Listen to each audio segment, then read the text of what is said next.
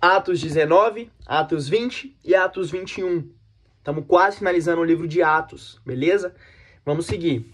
Em Atos 19, nós vamos ter os relatos ali da terceira viagem missionária de Paulo, onde Paulo ele vai para, creio que para Éfeso, né? Creio que ele vai para Éfeso novamente.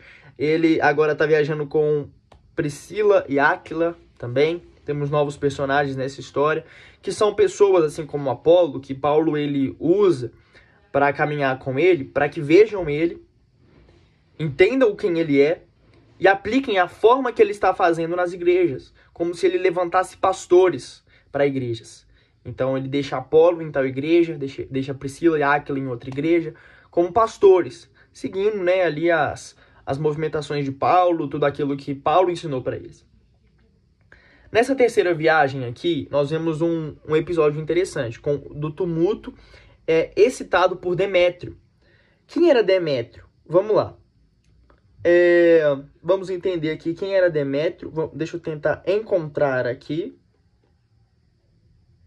Bom, não estou achando aqui quem era Demétrio ao certo. Mas eu lembro mesmo dessa história que não estava sendo bem aceito o evangelho. Aqui na cidade que ele estava, em Atos 19, creio que não estava sendo bem aceito. Pelo menos, creio que em Corinto.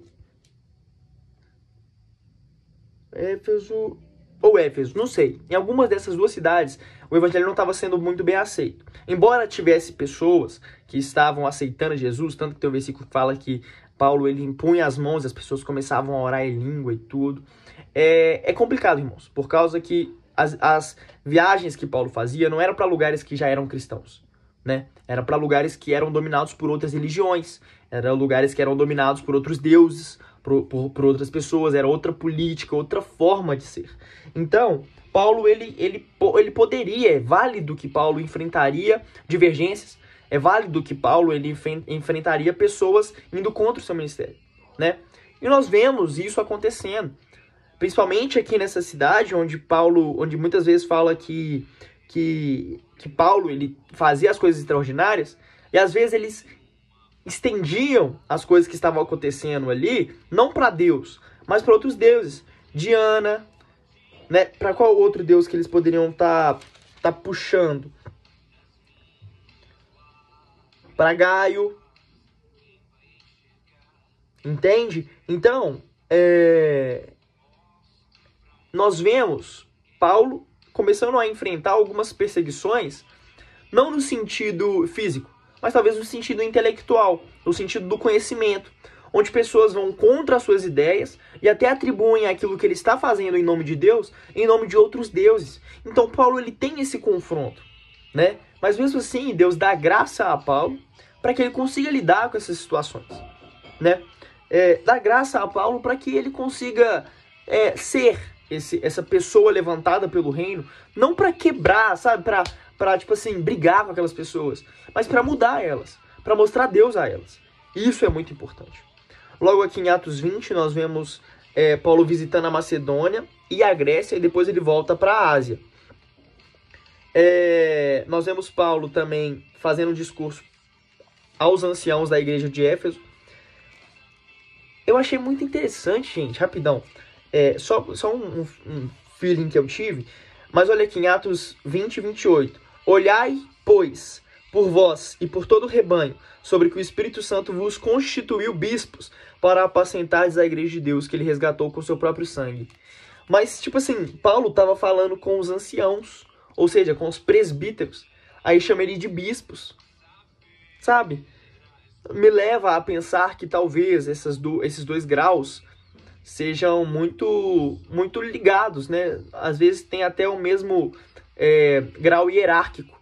E a gente sempre lida com os presbíteros, sendo aqueles anciãos, aquelas pessoas mais velhas, que têm uma longanimidade na igreja, de forma que os seus cargos hierárquicos são muito superiores aos bispos, que seriam considerados ali os pastores, as pessoas que estão ali em frente às igrejas. Nós temos os presbíteros, que seriam uma congregação, uma reunião maior do que isso. Então Paulo, ele meio que coloca os dois ali pau a pau, sem sem grau hierárquico, sem diferença, entende? Isso é interessante, eu achei muito bacana.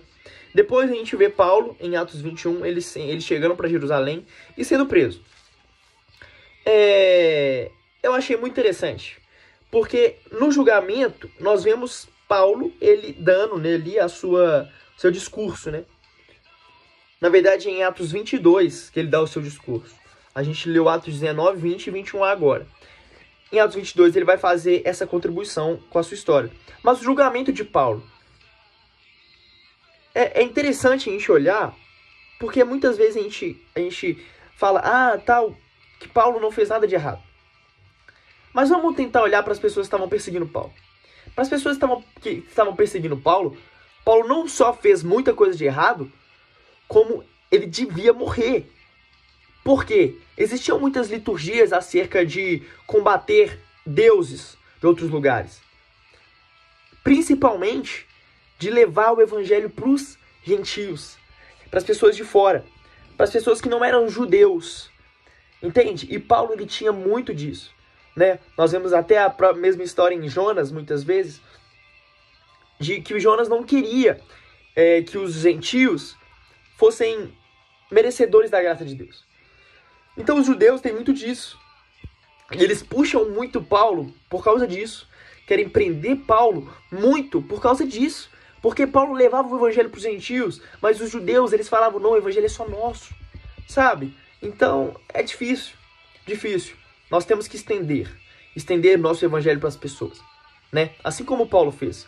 E não importa se vier as consequências, se as pessoas da nossa igreja, da nossa congregação, do nosso meio, do nosso ciclo, se voltarem contra nós porque nós estamos levando o amor de Cristo para as pessoas que precisam. Cristo fala, eu não vim para os que estavam bem, mas eu vim para os enfermos, eu vim para os doentes, para aqueles que estão precisando de mim.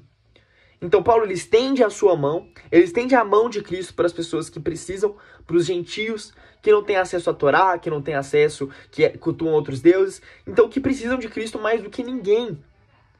E os judeus, eles, com muita frieza no coração, eles fazem essa questão.